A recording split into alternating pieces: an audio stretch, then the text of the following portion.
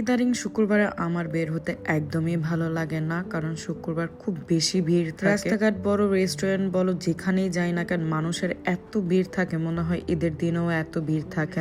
আগে শুক্রবার মানে রাস্তাঘাট পুরো ফাঁকা থাকতো, ঘুরে ফিরে খুব আনন্দ লাগতো। আর এখন শুক্রবার মানে ঈদের একটা দিন বলতে পারে। সবাই ঘুরতে বের হয়, সবাই যেহেতু বন্ধ থাকে, তো এই সময়টা সবাই চেষ্টা করে ফ্যামিলির সাথে টাইম কাটানো। তো আমার জামাইও কম না, শুক্রবার হলেই চলো চলো চলো চলো সারা দিনই করতে আসো। সবকিছু বলবো ছোট্ট একটা ব্লগের মাধ্যমে। সো হ্যালো এভরিওয়ান, আসসালামু আলাইকুম, আমি সুরমা, এটা আমার নিউ ব্লগ। সে মানে অনেক দিন, প্রায় 5-6 বছরের বেশি হয়ে গিয়েছে আমি তালতলা যাই না, খাওয়া দাওয়া করি না এত রিল্যাক্স ভাবে। বিশ্বাস করবা না, তালতলা যাওয়ার পরেই আমার একদমই ভালো লাগে না। যখনই যাই না কেন তখনই আমার খারাপ লাগে। তো আজকে অনেক বছর পর তালতলায় মিস্টার বেকারির থেকে খাবার খেলাম, আপনের থেকে খাবার খেলাম, কি জানি বল, বিএফসি থেকে খাবার খেলাম, তালতলার ব্রাঞ্চের থেকেই। তো আসো আজকে সবকিছু খাবো আর আগের স্মৃতিগুলো মনে করব। প্রত্যেকটা রাস্তা, প্রত্যেকটা গলি আমার খুব বেশি আমি মনে করি। এই রাস্তাগুলো যখন হাঁটতাম বা এখানে যখন চলাফেরা করতাম, তখন জীবনটা অন্যরকম ছিল, একদম অন্যরকম। জীবনে কোনো পেরেশানি কোনো কিছু ছিল না, জাস্ট বন্ধু বান্ধব নিয়ে এই জায়গাগুলোতে খুব আড্ডা দিতাম, আনন্দ ফুর্তি করতাম।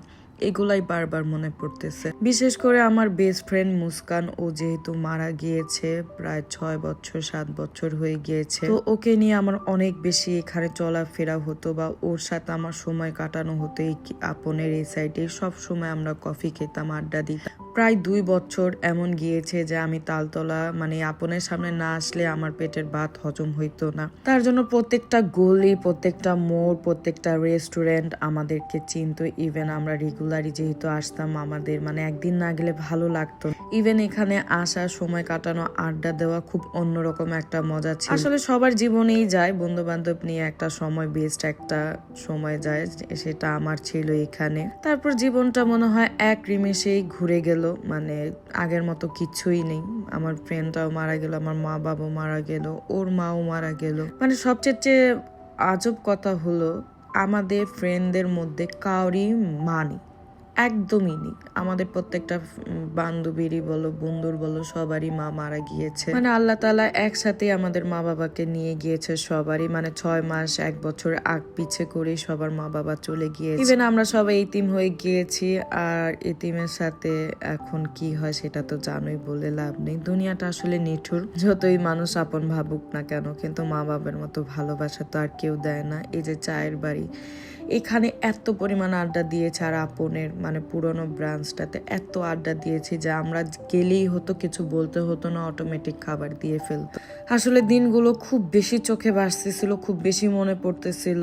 আর বিএফসিটা এটা এখানে নতুন দিয়েছে, আগে ওই পারে ছিল, ওই পাশটাতে ছিল, আপনের উল্টা পাশেই ছিল, কিন্তু এখন এই পাশে চলে এসেছে, তাও নতুন দিয়েছে। মাঝখানে 2-3 বছর ছিল না, মেবি 2-1 বছর ছিল না, আমি তো কমই যাই, তার জন্য কমই জানা। বলতে বলতে কত কথা বলে দিলাম। আর এখানে ঘোরাফেরাও আমাদের শেষ হয়ে গিয়েছিল। জামাইয়ের সাথে গিয়েছি ঘুরতে গিয়েছি, কিন্তু আগের কথাই খুব বেশি মনে পড়েছে, সাথে মনটাও অনেক খারাপ হয়ে গিয়েছে। ইভেন এখনো আমি যে এডিট করতেছি, আমার চোখে ভাসতেছে প্রত্যেকটা মুহূর্ত, প্রত্যেকটা মানে কাহিনী। মন চায় আগের দিনগুলোতে চলে যায়। যদি সম্ভব হতো কখনো যাওয়ার, আমি অবশ্যই যাব, যত কোটি টাকা খরচ হোক তাও আমি যাওয়ার চেষ্টা করব। ভীষণ মিস করি আগের দিনগুলোকে, ভীষণ মনে পড়ে। সাথে আমার বেস্ট ফ্রেন্ডটাকে আমি খুব বেশি মিস করি। আমি দোয়া করি আল্লাহ তাআলা ওকে বেহেশতে নসিব করুক, ওর মতো ফ্রেন্ড পাওয়া খুব ভাগ্যের ব্যাপার।